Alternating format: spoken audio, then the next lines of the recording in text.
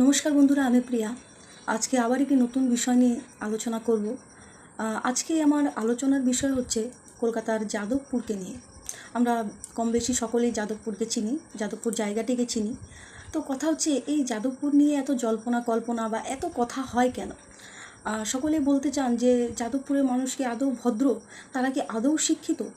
এই কথাটিই বা কেন উঠে আসছে? আমরা সকলেই জানি যে প্রত্যেকবারই যাদবপুর থেকে প্রত্যেক পার্টির তরফ থেকে আলাদা আলাদা লোকজনেরা দাঁড়িয়ে থাকেন, কিন্তু এই যাদবপুর থেকে এমন কোনো ক্যান্ডিডেট, মানে কোনো ভদ্র শিক্ষিত কোনো ক্যান্ডিডেট কোনোদিনও জেতেন না।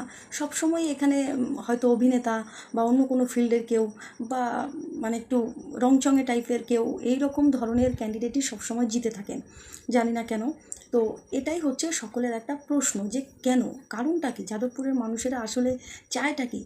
দেখুন, যাদবপুরকে মিছিমিছি বদনাম করে কোনো লাভ নেই।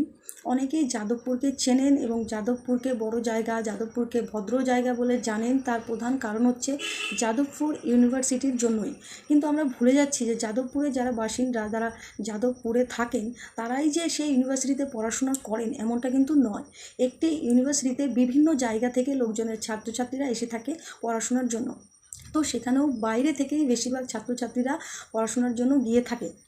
তো সেখানকার যারা লোকাল পাবলিক, যাদবপুরের যারা লোকাল পাবলিক আছে, তাদের মধ্যে কতজন সেই ইউনিভার্সিটিতে পড়াশোনা করছে বা করেন সেটা নিয়ে আমার সন্দেহ আছে। কারণ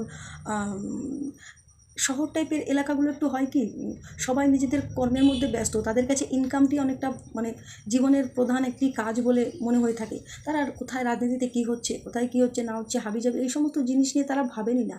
তাদের কাছে এত সময়ই নেই, তারা শুধুমাত্র ইনকামের পেছনেই ছুটে থাকেন।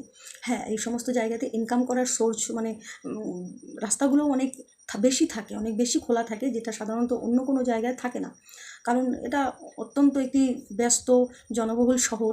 তো এই সব জায়গায় খুব তাড়াতাড়ি যে কোনো কিছু, কোনো ফাস্টফুডের দোকানই হোক বা যাই হোক, এটা সেটা তো গ্রো করা যায়।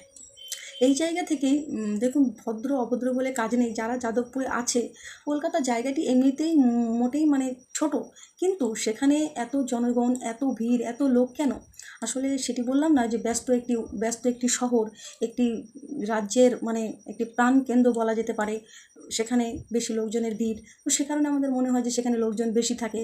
মানে বেশি লোকজন, এত বড় বড় লোকজনেরা সেখানে, শিক্ষিত লোকেরা সেখানে।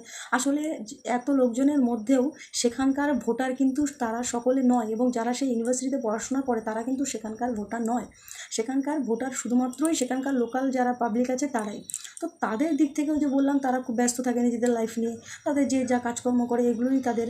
আর তারা বিনোদন দুনিয়া, দেখুন আমরা সবাই জানি আমাদের ইন্ডাস্ট্রি মানে আমাদের টলিউড, বাংলা ইন্ডাস্ট্রি, এই কলকাতা, যাদবপুর, তো এই সমস্ত জায়গাগুলোর সাথে কোথাও না কোথাও লিঙ্ক অনেকটা বেশি। তারা জড়িয়ে আছে এই সমস্ত জায়গার সাথে। আপনারা হয়তো জানেন না, এই যাদবপুরেরই কত লোকজন এই সিনেমা জগতের সাথে জড়িত। আমরা যে টিভিতে সিরিয়াল দেখে থাকি, সিনেমা দেখে থাকি, একটি সিরিয়ালে যদি আমরা 50 জনকে দেখে থাকি, তার পেছনে কিন্তু আরও 50 জন থাকেন, যারা লাইটম্যান, ক্যামেরাম্যান থেকে শুরু করে আরও মেকআপ আর্টিস্ট, বিভিন্ন লোকজন জড়িয়ে থাকে এর সাথে। এবং যে একটি সিনেমার ক্ষেত্রে যদি আমরা 50-100 জনকে সিনেমার পর্দায় দেখে থাকি, তার পেছনে কিন্তু আরও 100-200 পাবলিক মানে লোকজন থাকে, যারা এই সিনেমাটিকে তৈরি করার জন্য পেছনে কাজ করে থাকেন। তাদেরকে হয়তো আমরা জানিও না, চিনিও না। তো এই ব্যাপারগুলো যে ইন্ডাস্ট্রির সাথে যুক্ত থাকায়, এই যাদবপুর বা এই যাদবপুর লাগোয়া যে আরও শহরগুলো রয়েছে, এরা বেশি করে ইন্ডাস্ট্রির সাথে জড়িত। এরা একটু রংচঙা পাবলিক, এই ধরনের লোকজনকে, একটু সিনেমা জগতের কেউ এদেরকে একটু বেশি পছন্দ করে বলে আমি মনে করি। আমি যেটি বিচার বিশ্লেষণ করে আমার বুদ্ধিতে যেই বিষয়গুলি এসেছে, আমি সেগুলি আপনাদেরকে জানাচ্ছি। তো সেখান থেকে দেখতে গেলে যাদবপুরের বেশিরভাগ অনেক লোকজনই এর সাথে জড়িত, ইন্ডাস্ট্রির সাথে জড়িত। তাই কে কোন মঞ্চে গিয়ে কী ভাষণ দিচ্ছে, কে কী বলছে, কে ধর্মকে আঘাত করছে, কে কী না করছে, কে কাকে কী বলছে না বলছে, রাজনৈতিক মহলে কী হচ্ছে না হচ্ছে, এগুলো নিয়ে তাদের কোনো মাথা ব্যথা নেই। আর কারণ তারা ইন্ডাস্ট্রির সাথে জড়িত, ইন্ডাস্ট্রি চলছে, তারা কাজ করছে নিজেদের মতো। মেন ফোকাস হচ্ছে ইনকাম, এদিক ওদিক, ব্যাস। আর নেতারা মানে যারা অভিনেত্রী অভিনেতা, তারা আসছেন, প্রচারে আসছেন, তাদেরকে দেখছেন, কথা বলছেন, তাদের সাথে ছবি তুলছেন, একটা মানে অন্যরকম ব্যাপার। তো এর মধ্যেই তারা আটকে আছেন। এটা হচ্ছে ভোটাররা, কারণ ভোটের মাধ্যমেই তো সব কিছু হচ্ছে।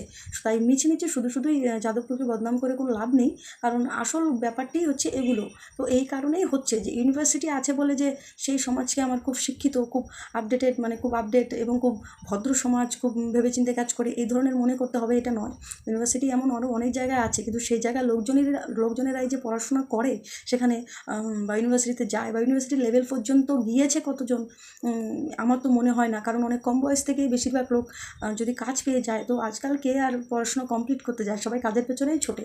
তো এই ব্যাপারটাও এরকমই হয়েছে। সে কারণেই দেখা যায় যে যতই ভদ্র, সুশিক্ষিত, এমনকি কলেজের অধ্যাপক, ইউনিভার্সিটির অধ্যাপক, এমন ব্যক্তিরা, এমন ক্যান্ডিডেট দাঁড়িয়ে থাকলেও সেখানে সায়নী ঘোষের মতো ক্যান্ডিডেট যারা আছেন, সে ভালো না খারাপ আমি সেটার বিচার করছি না। আমি বললাম যে একদিকে একজন প্রফেসর, একজন অভিনেতা, দুজনের তো আর মিল খায় না, দুজনে তো আলাদা পার্সন। তো সেটাই বলতে চাইছি আমি, যে একজন প্রফেসর দাঁড়ালেও তাকে নিচু করে একজন অভিনেত্রী ওপরে চলে যান, এটাই বাস্তব যাদবপুরের ঘটনা।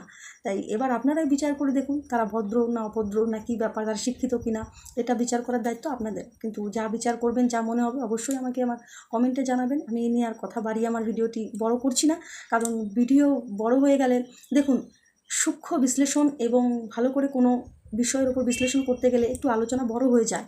আর কিন্তু আলোচনা বড় হয়ে যায় বলে সবাই ভিডিওটি সম্পূর্ণ দেখে না। এবার আমার কাজ হচ্ছে আমার কথাগুলোকে সকলের কাছে পৌঁছানো। এবার সবাই যদি না শোনে শেষ পর্যন্ত, তো পৌঁছলো আর কোথায়?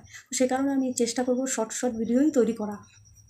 তো যাই হোক, আজকে এখানেই শেষ করছি আমার ভিডিও। আবার দেখা হবে পরবর্তী অন্য কোনো বিষয় নিয়ে, অন্য কোনো ভিডিওতে।